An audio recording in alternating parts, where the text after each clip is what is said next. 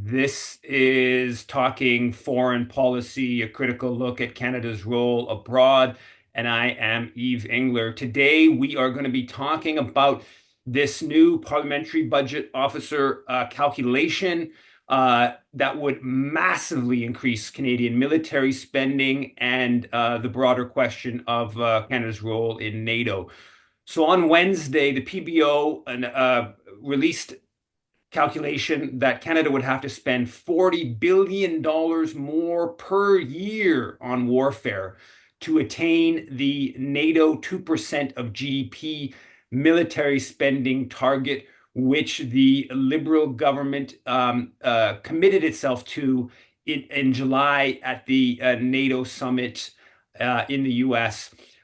This would mean essentially doubling Canadian military spending over the next 8 years by 2032.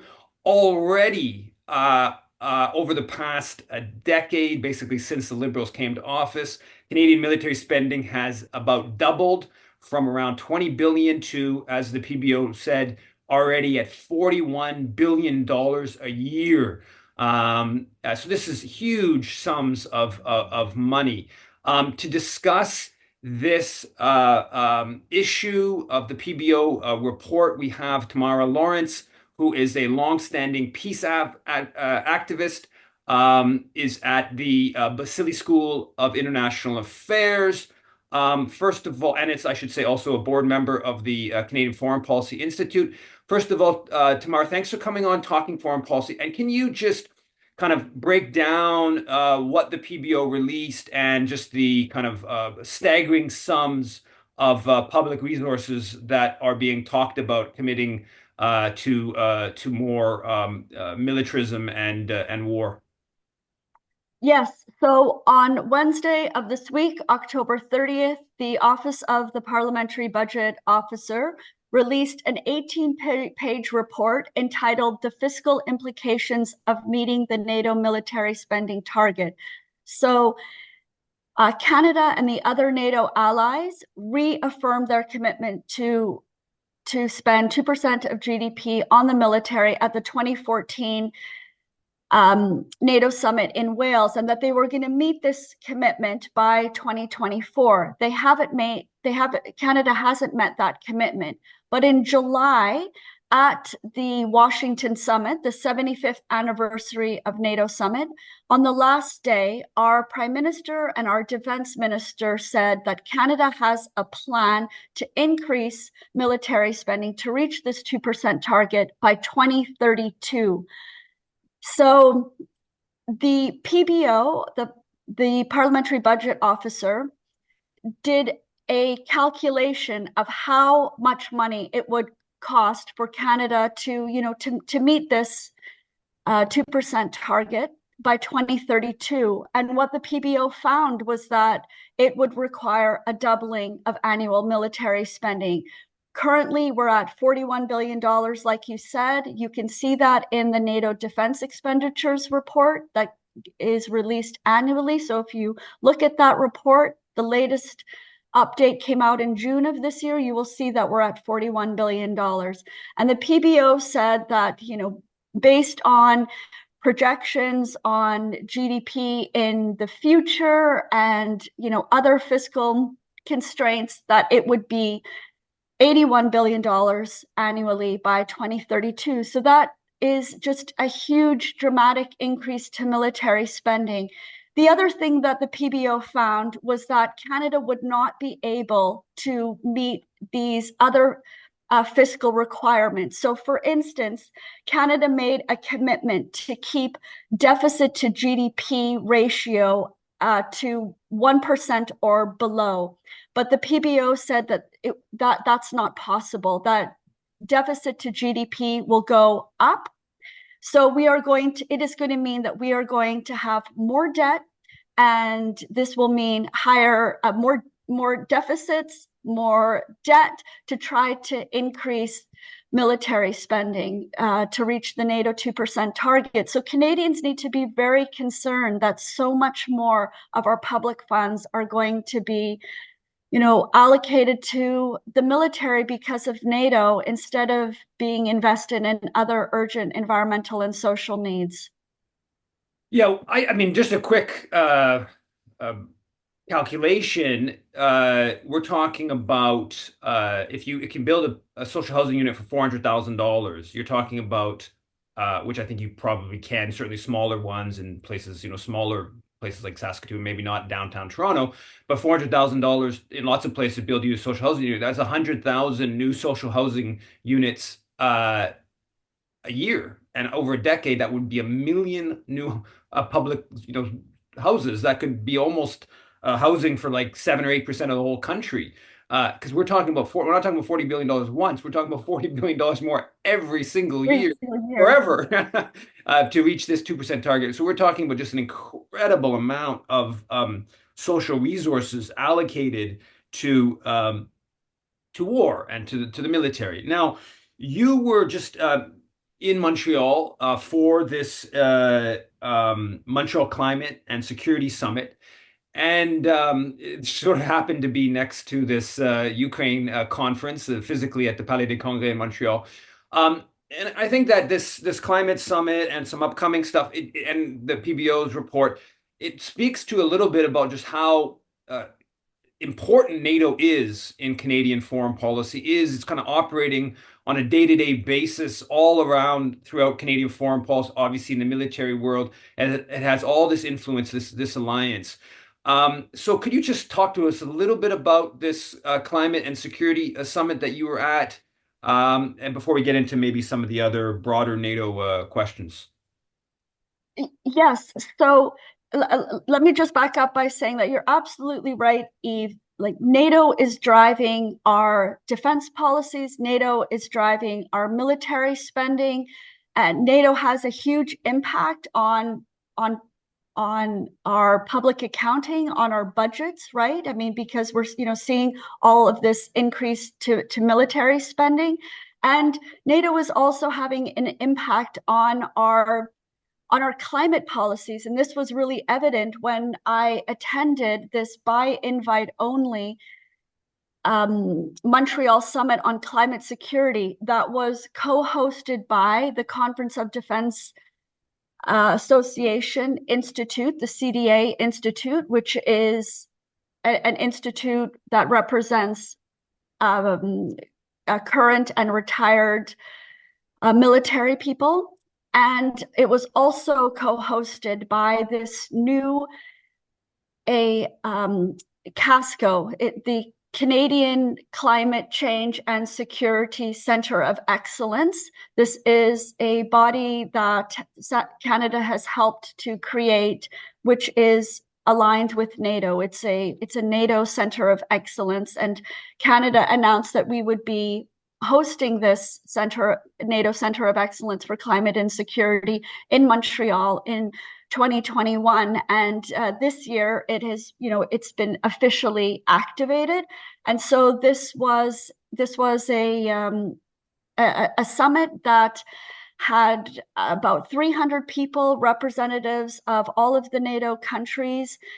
So there were military officers in uniform, and then there were government representatives, diplomats. So there were people from Canada's Department of National Defense and Global Affairs and Public Safety, and so they were talking about essentially, how the military, how NATO is going to respond to climate change, to the extreme weather events that are being, induced because of climate change. And really, it was a greenwashing exercise. What we really need to be doing to tackle the climate crisis is reducing military spending and investing in climate action, not investing in fossil fuel powered weapon systems because of NATO, like we're doing with the F-35 procurement. We should not be investing in that. Instead, we should be investing in community resiliency, investing in affordable housing and healthcare and education and green buildings and green jobs, helping our Indigenous communities.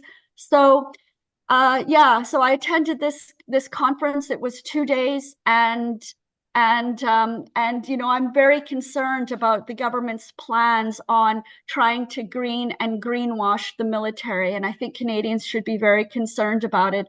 And again, this is because of our membership in NATO, and why it's really so important for us, if we're serious about climate change, to get out of this US-led military alliance that's really exacerbating the climate crisis. And Foreign Minister Melanie Joly spoke, or maybe she launched the first day or the second day of the conference of the Climate and Security Summit in Montreal. And then, kind of alongside this, right at the same time at the Palais des Congrès, is this Ukraine Peace Formula conference, and it's conference on the human aspects of the Ukrainian Peace Formula. There's a slightly different terminology they used, but it's brought together. I know the Ukrainian foreign minister was there, delegations, foreign ministers from many different countries. Trudeau spoke. Obviously, Joly was also there, and this is Ukraine, of course, is high on our agenda here because Canada through NATO has gotten heavily involved now for many years in turning Ukraine into a kind of NATO bulwark, even if not formally part of the alliance, a NATO bulwark on Russia's border, and so the CBC about 2 weeks ago reported, this is the highest total figure that I'd seen, that Canada's actually given $19.5 billion over the past 2.5 years to Ukraine. I think something around just a shade under 5 billion of which is arms, or they've at least announced this, and the other 15 billion or so is different forms of aid. I think in some cases, IMF, International Monetary Fund loan supports. I don't think anyone believes that they will ever be repaid, so they all effectively are donations. And yeah, can you just talk a little bit about, sort of kind of NATO, the importance of NATO in Canadian foreign policy, and how this Ukraine summit that took place in Montreal this week kind of fits into this influence of NATO over Canadian foreign policy, and Canada's role in the NATO proxy war, and also a little bit maybe about what's actually happening on the ground in Ukraine. So let me say that on the last day of this Montreal Climate Security Summit, like you said, our foreign minister, Melanie Joly, gave the opening keynote address. And then following her, Norway's foreign minister spoke, talking about the urgency of taking action on climate change, and that military, needs to take action. Well, when they left that Montreal Climate Security Summit, they went down the hallway to prepare for this human dimensions of the Ukraine Peace Formula conference that was held later that day. And they brought together, so this was a conference that was co-hosted by Canada and Norway to look at the human dimensions of the peace formula, bringing together 40 countries from around the world. And when I talked to some of the media who were covering this conference at the break, they said to me that it was, statements were made trying to,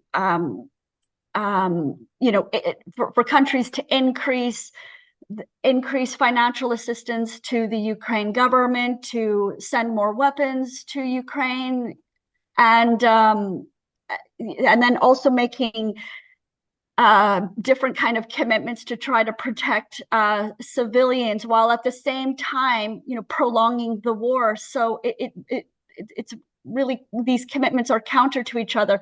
If the Canadian government and the other NATO allies really cared about Ukraine, they would work to end this war. They would support negotiations to end the war. And any kind of peace formula, peace negotiations requires Russia's presence. And of course, Russia wasn't invited to this conference. I understand that Israel was.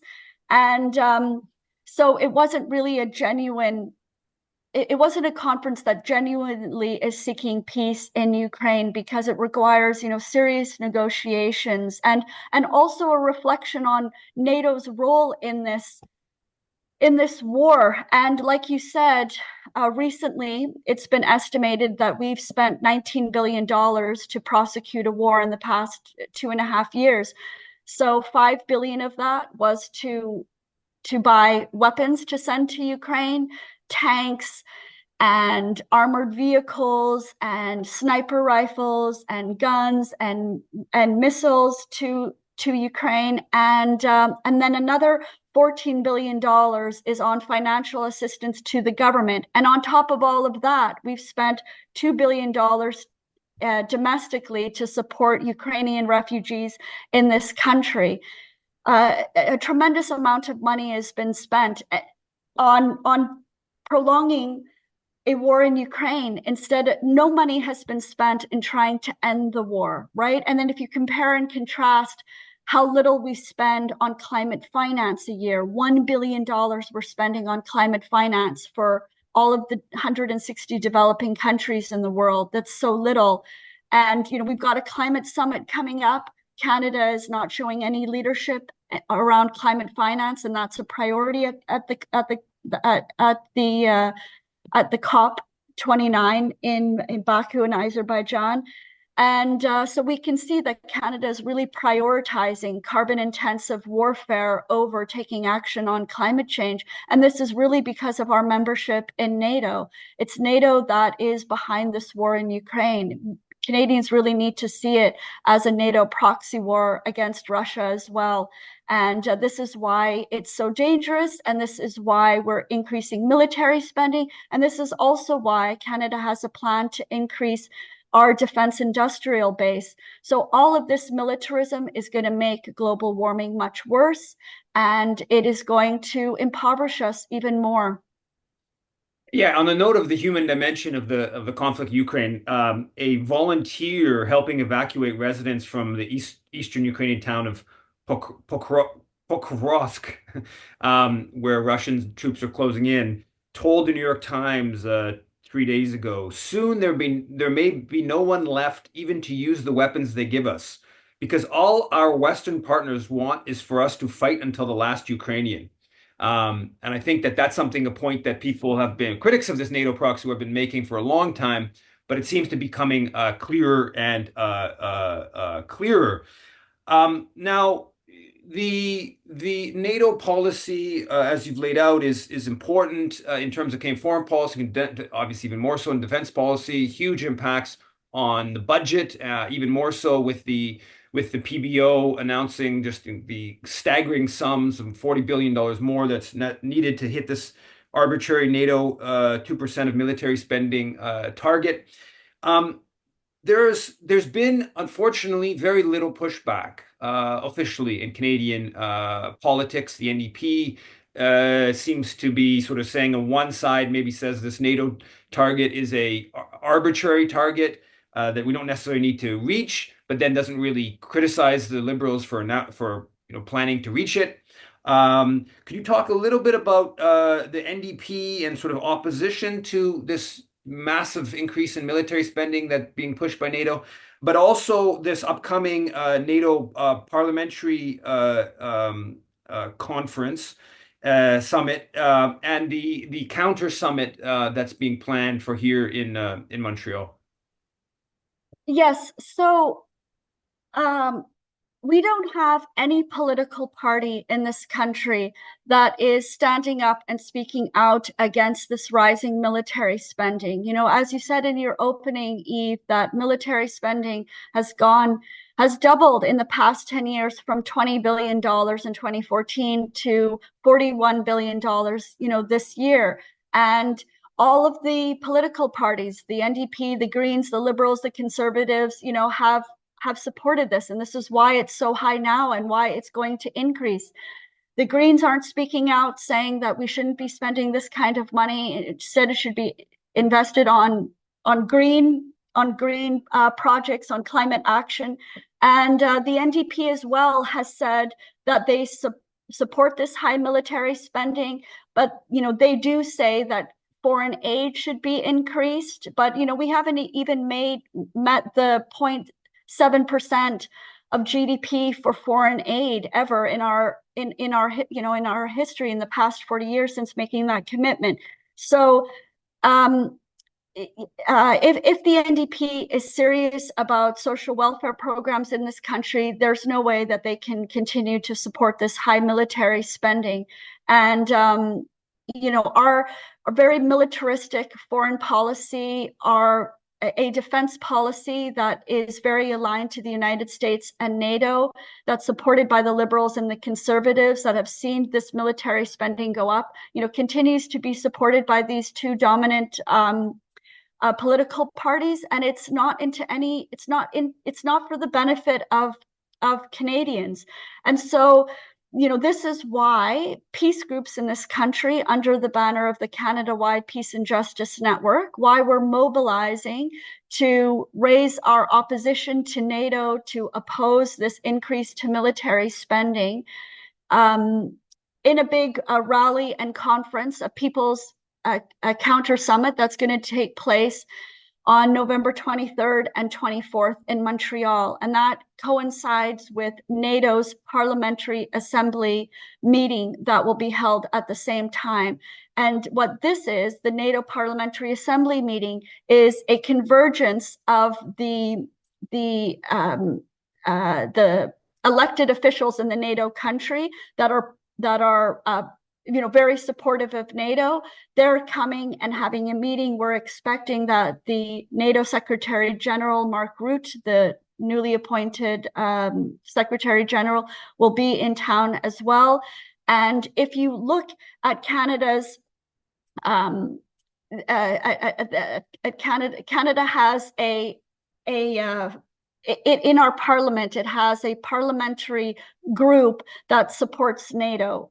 And all of these officials from all the different parties, senators and members of parliament, will be attending this NATO. Including NDP MPs, I'm assuming, right? Pardon? Including NDP MPs. Yeah, including NDP MPs and including senators. So senators like, Mary Lou McPhedran have been part of this parliamentary committee for NATO. And they're expected to be attending this meeting, and along with elected officials from the other 31 NATO members. And so this is why it's so important for us in Canada to mobilize and to counter this. So because it will be taking place in Montreal, for us to have this conference on Sunday, November 23rd. And then we're going November 24th, we're going to be having this big People's Assembly against NATO. And then on the Saturday, the day before, on the Saturday, the 23rd, we'll be having a big rally, a manifestation in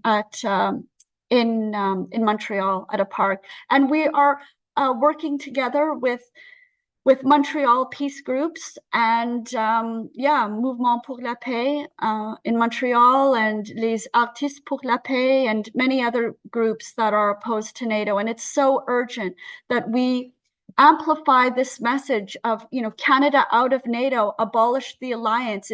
It's absolutely urgent that we do, because we cannot meet the Paris Agreement target of limiting global mean temperature rise by 2030, and we can't achieve the UN Sustainable Development Goals by 2030 if we increase military spending and continue all of these NATO wars. So that's again in 3 weeks in Montreal. There will be a demonstration that Mouvement Québécois pour la Paix is organizing, and then there is a counter summit which the Canadian-wide Peace and Justice Network is organizing. I think that's taking place at the Quebec or the Greek Cultural Center on Park Street, and the demonstration is taking place at Place du Canada on the 23rd. I believe it is at 1 p.m. Check the Mouvement Québécois pour la Paix website social media to confirm that. Thanks a lot for coming on Talking Foreign Policy to discuss this incredible, staggering, really, increase in military spending that's being committed to by our political leaders. Thanks a lot for coming on, Tamara. Thank you very much for having me, Eve.